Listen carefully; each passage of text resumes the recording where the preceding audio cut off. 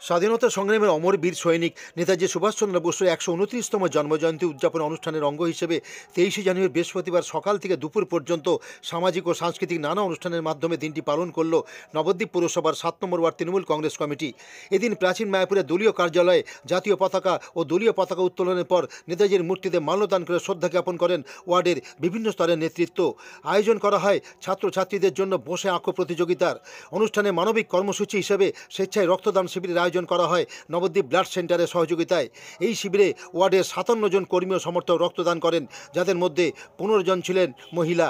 দুপুর ১২টায় নেতাজির শুভ জন্মক্ষণে স্থানীয় মহিলাদের মধ্যে অনুষ্ঠিত হয় শঙ্করধ্বনি প্রতিযোগিতা। অনুষ্ঠানে উপস্থিত ছিলেন পুরপ্রধান বিমান কৃষ্ণ সাহা, প্রাক্তন কাউন্সিলর স্বপন সান্যাল, ওয়ার্ড কমিটির সভাপতি দীপক নাগ সহ অন্যান্য বিশিষ্ট ব্যক্তিরা। নেতাজির চরিত্র বিরল চরিত্র। তিনি একজন প্যাট্রিয়টিক।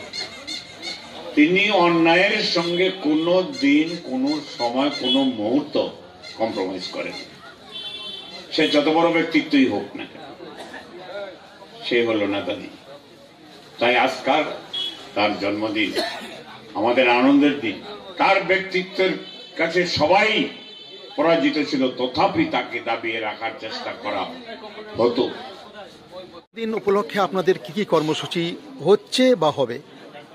নেতাজি সুভাষচন্দ্র বোস হচ্ছে আমাদের কাছে বাঙালির আইকন এবং ভারতবর্ষে স্বাধীনতা সংগ্রামের যে স্মরণীয় সেনানায়ক, বিশিষ্ট সেনানায়ক বলবো নেতাজি সুভাষচন্দ্র বোসকে।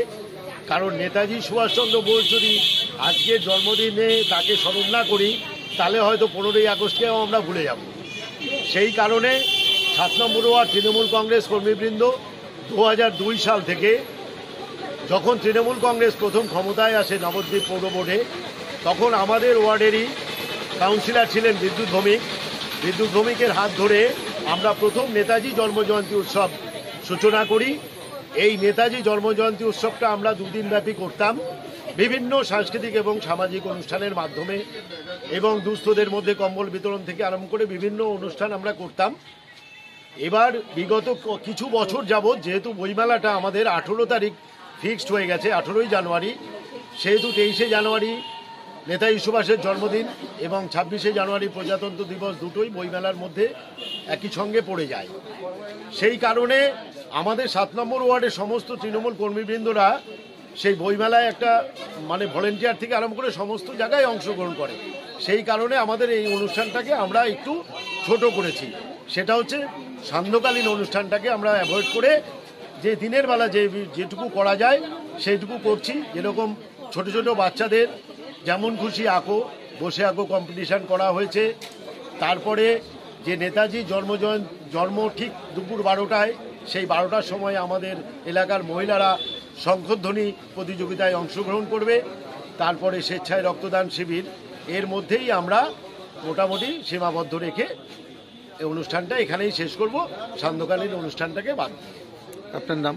আমার নাম দীপক নাগ, 7 নম্বর ওয়ার্ড তৃণমূল কংগ্রেসের সভাপতি। এবং বিরলতম চরিত্র বহন করে তিনি আসেন।